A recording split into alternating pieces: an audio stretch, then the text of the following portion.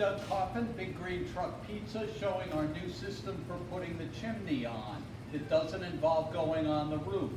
This is a lever that opens a vent on the top of the truck. We have a hook that we use for moving the fire around. It doubles as the chimney lift. We lift the chimney up, swing it over into position.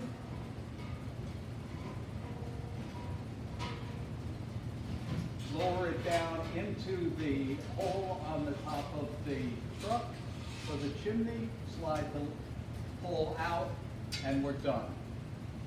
That's the new operation.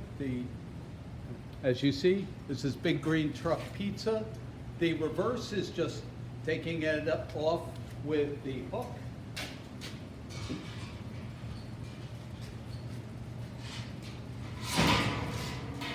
Up it lifts, down it comes.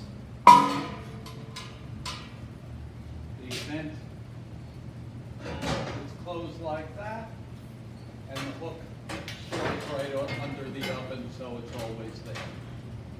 Thank you.